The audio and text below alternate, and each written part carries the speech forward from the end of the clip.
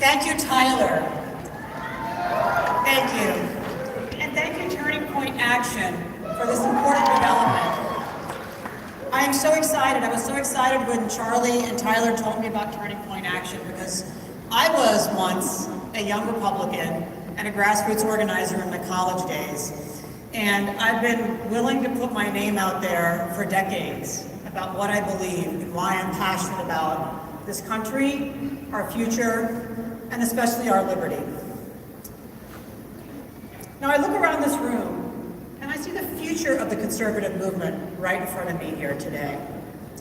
All of you. But before I talk about the future, I think we should appreciate our past and where we've come from. Let's talk about the American legacy and conservatism. In 1776, 56 men signed a divinely inspired piece of paper and created the greatest system of governance this world has ever seen, inspired by God. The mission statement was simple: life, liberty, and the pursuit of happiness. Whether in the courtroom, the boardroom, or amongst the grassroots of our party, I've worked my entire life to preserve and also expand the freedoms outlined in the Declaration of Independence and the United States Constitution. And those two documents are why I'm a conservative. But it's not enough to be a conservative in your heart. To put that conservatism to work for us and put it to action, we have to have political power. I was attracted to the Republican Party because I saw it was the greatest vehicle to enhance the freedoms that brought my parents to this country. With me and my little brother when I was 2 and he was under 1 year old. But the people in charge of the modern Republican Party, the people entrusted with this tremendous trust, are in the process of driving that important vehicle for change off a cliff. We're in the middle of a culture war in our country, fighting an enemy that is as powerful as it is relentless. But what is the party doing to stop their advance? I'm not satisfied with that leadership, and that's why I stepped up to run for chair of the Republican National Committee.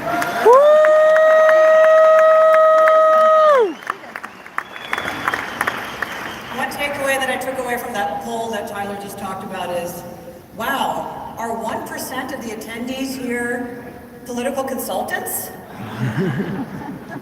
Because they're pretty happy with getting paid millions yearly, whether they win or lose, and I'm not happy with it.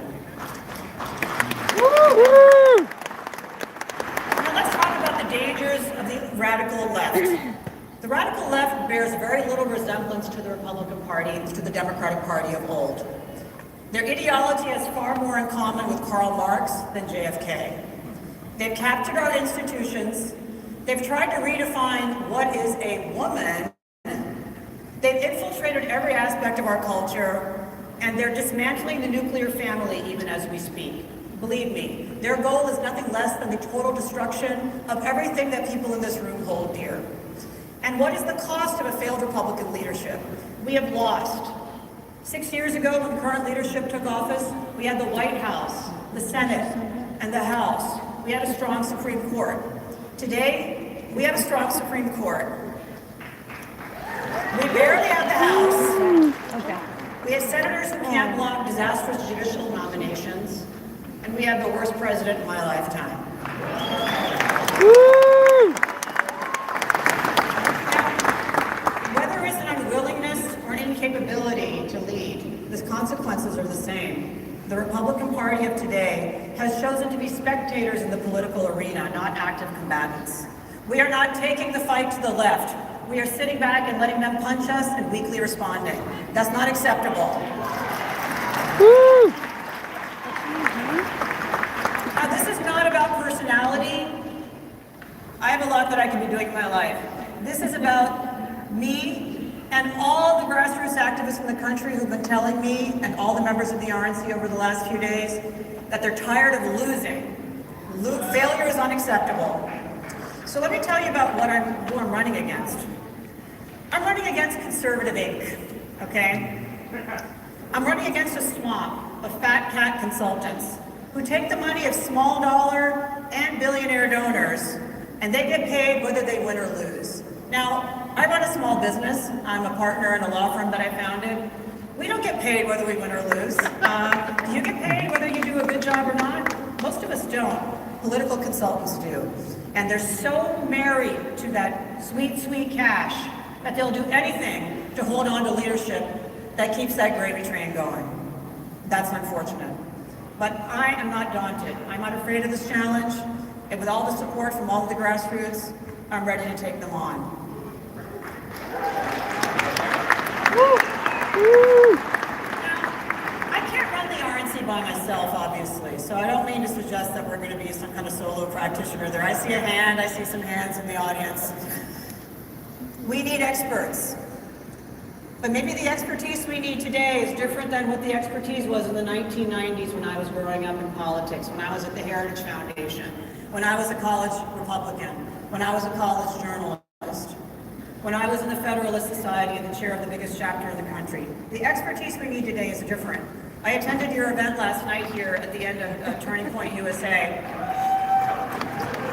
The collective social media engagement in that room was mind-blowing. Only a handful of members of the Republican National Committee are active on social media. They couldn't pick any of you influencers out if their life depended on it, okay? That's a problem. We're gonna need this youth energy harnessed in the party. People who know digital communications, people who know how to communicate to the future voters and the past voters. I love my boomer memes, but we also need to communicate with the young people as well. Outside DC, there's a whole host of talent just waiting to be tapped. One of my ideas is decentralizing the Republican National Committee out of DC and into a bigger budget.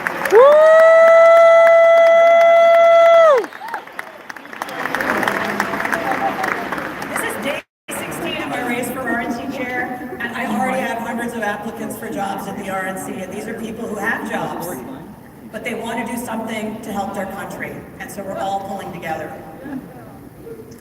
Now, in the midterms, our party was outspent, outmessaged, and outworked.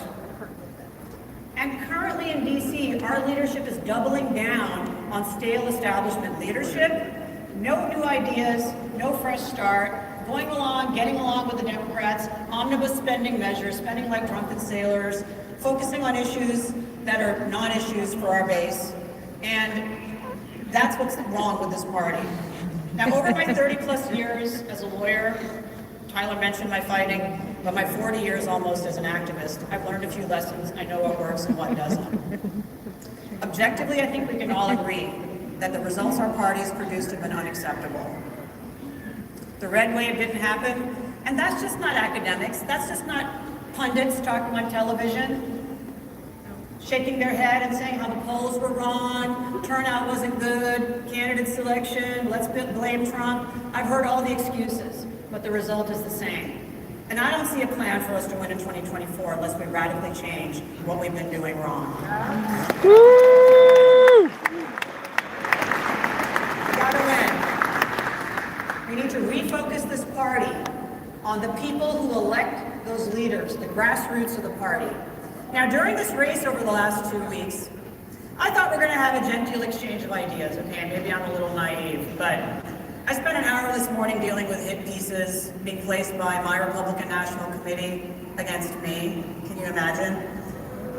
Disgraceful. That's the kind of politics of subtraction, not addition, that we need to get rid of. I've seen comments from members of the Republican National Committee calling those of you who contacted your members in your states low information bitchers. People who don't know what they're talking about. We, the anointed elite, we know better. We know better. No, I'm sorry. That's exactly why the founders of this country left the king behind, okay? To come here and found this country of we, the people. We, the people, are the ones who should be making the decisions in this country. Beyond that, like, you've seen some stories about excessive spending, $700,000 worth of flowers. I did my own hair and makeup this morning, by the way. Just kidding. But by the way, as my good friend Tucker Carlson said, none of that, like, you can get a pass for that if you're winning elections. But we're not winning elections, that's the problem. So the consultants running the building, they're very happy with the status quo, and it's going to continue indefinitely unless we, the people, create a groundswell of change. So winning isn't that complicated. You need more votes than the other guy. But you need to get those votes into the ballot box. Now, you might give the current leadership of the Republican National Committee a pass for 2020, okay? You had judges changing the law, you had legislators in a panic changing the law, you had Fauci telling people that it was unsafe to be in a room with another person, you had all this nonsense. We now know all of that was untrue, but maybe you could give them a pass for not being prepared for 2020. How do you give them a pass for not being prepared for 2022?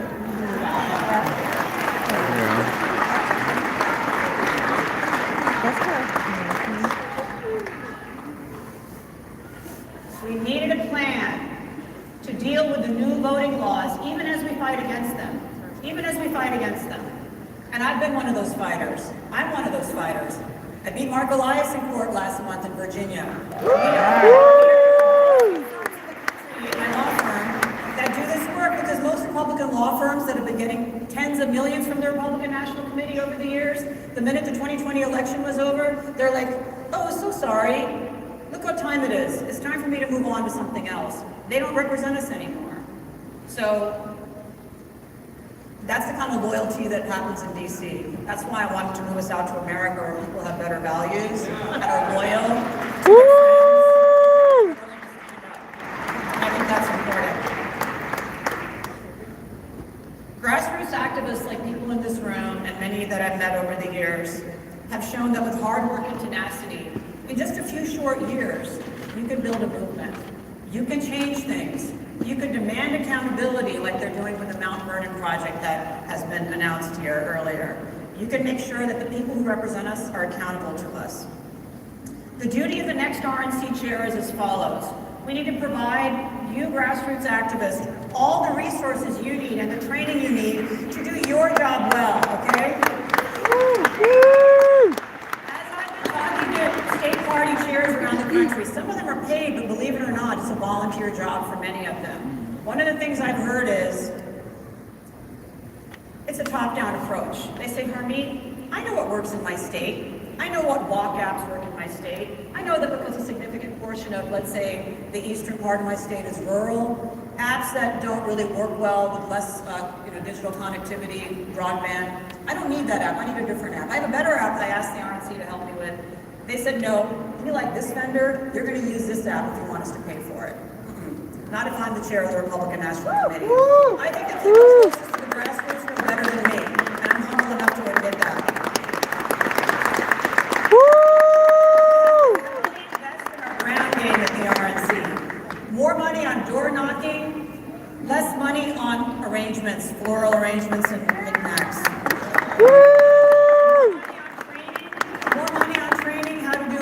Legal, ballot chasing, ballot curing, early voting, making sure every single one of our voters gets their ballot in and we help them with that. If our money isn't going to candidates, it needs to go to the grassroots activists. That's going to be my pledge as a chair of the party.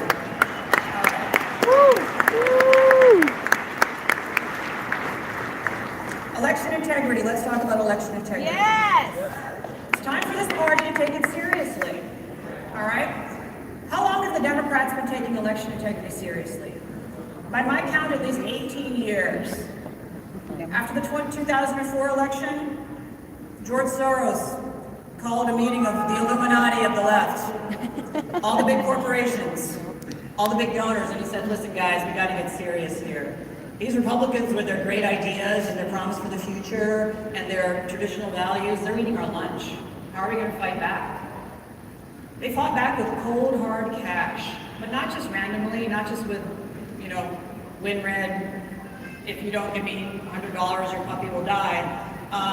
They did it with a systematic approach of giving to a whole network of so-called nonprofits.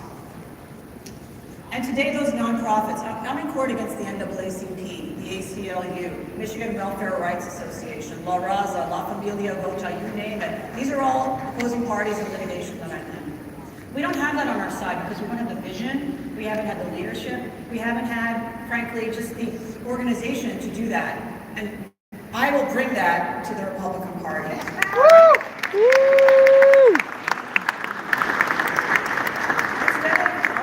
of patching the holes the Democrats broke or identified, we've been ignoring them and saying, look over there. Here's a fancy ad, a not very good ad, that we're going to charge millions of dollars for. That's how we're trying to elect people. It's not working.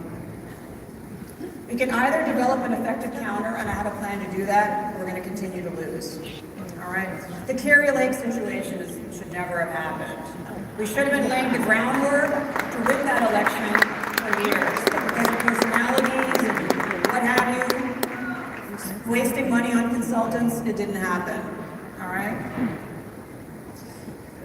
Now, you see the Red State story about the spending at the RNC. What was really shocking is for the over $1 billion we've raised in the last few years of leadership, what do we have to show for it? Very little. I'm here to offer this party an alternative. I'm here to redefine what this party sees as victory. It means winning elections.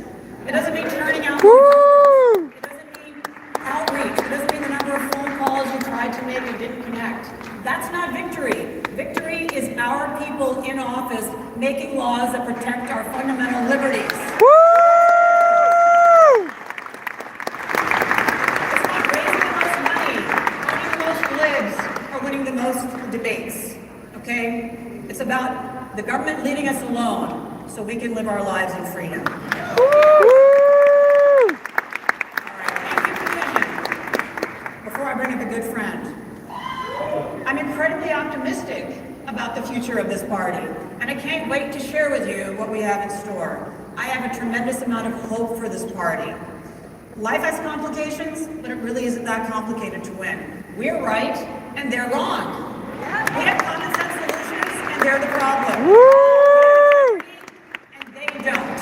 We're positive, they are negative. It is very simple. We have a work ethic, and they are feeding at the trough. We have a republic, as Benjamin Franklin said, if we can keep it, and it's up to all of us in this room to keep it and return our country to the greatness. There are no limits to what we can accomplish in America. I'm asking for your support. If you have an opportunity, reach out to those precinct committee men, reach out to your members of the Republican National Committee, and politely tell them what you think. Ask for a vote of your state party leadership on who should be the next leader at the RNC. Because despite that poll, people still think they don't know what time it is at the RNC. It's time for leadership change at the RNC.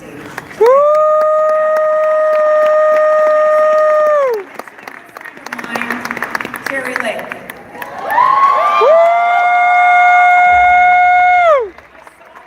On the ground, I was in the war room with Tyler and with lawyers and helping and watching the polls come down and watching these extraordinary statements come out from the Maricopa County leadership, Bill Gates and his cronies, about how everything was just fine. I saw the long lines. I saw the overflowing ballot boxes, and I shook my head. I was like, didn't we see this movie in 2020? What did we do to change it in the last 2 years? Well, Kerry Lake is a fighter. And some people have said she should just give up and focus on her future. No. She's a fighter like I'm a fighter. And I commend her for having the courage against the entire Republican establishment.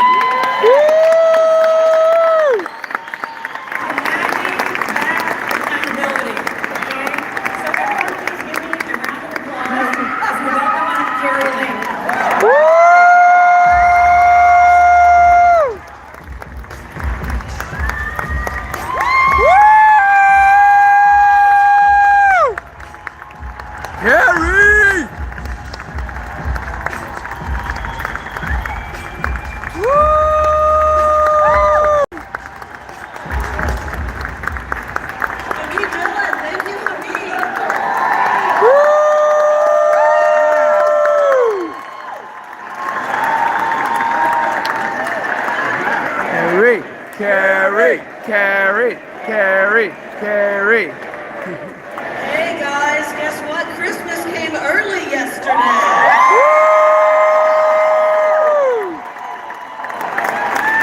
We are going trial.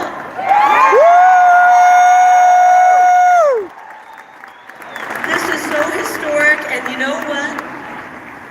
I couldn't have done it without you. About a little over a day ago, I stood here on this stage and I said, please pray, not just for me, pray for our attorneys, pray for our witnesses, pray for the judge, my goodness. You did it, and yesterday we got great news. We're taking these bastards to trial.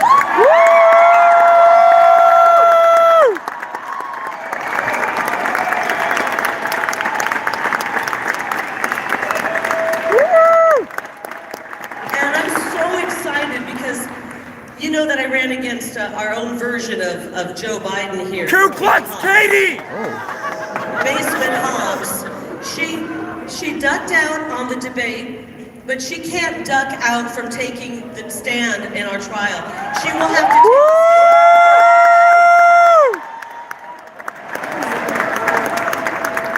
Katie Hobbs is going to have to put her hand on the Bible and swear to tell the truth. That might be hard. And so is Stephen Richard. They're going to have to swear to tell the truth. And I just want to remind them that perjury is a felony. So we're really excited. We're really excited. We have an excellent case. Our trial begins Wednesday and goes on into Thursday.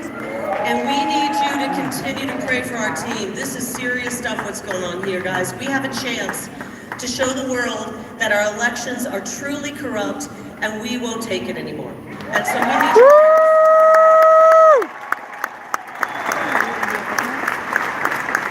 Now, we're going to be taking the stand in trial in Mesa on Wednesday and Thursday. We still need those prayers for our team. They're working overtime on this. And I just want you to know that I'm not going to stop fighting. We're going to keep going, as I said, all the way to the Supreme Court if we have to, because if we don't have fair and honest elections, we have nothing in this country. Do you agree with me on that?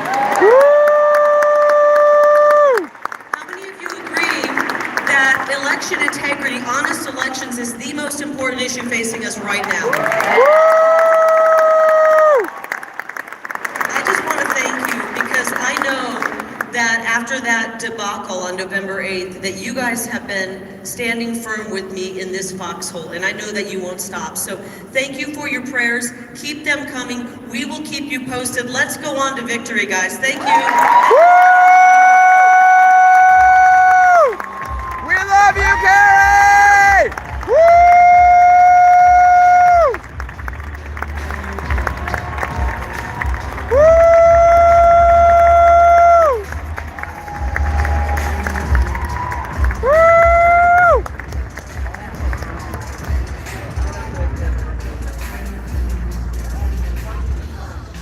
And greetings to you, thrill seekers, conversationalists, and music lovers all across the bountiful and optimistic Fruited Plain. It's the Rush Limbaugh program here on the Excellence in Broadcasting Network.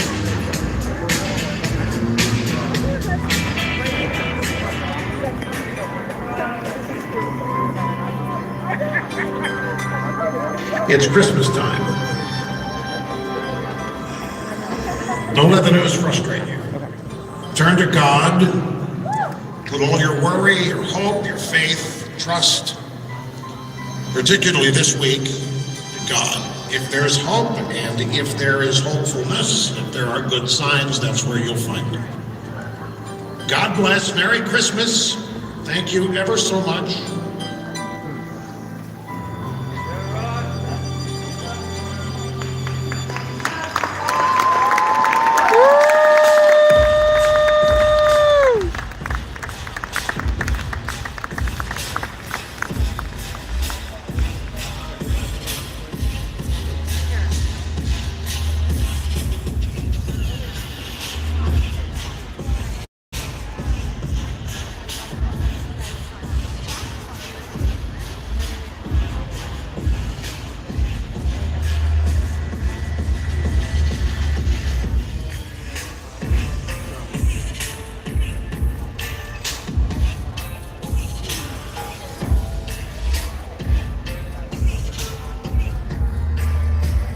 Having lots of fun.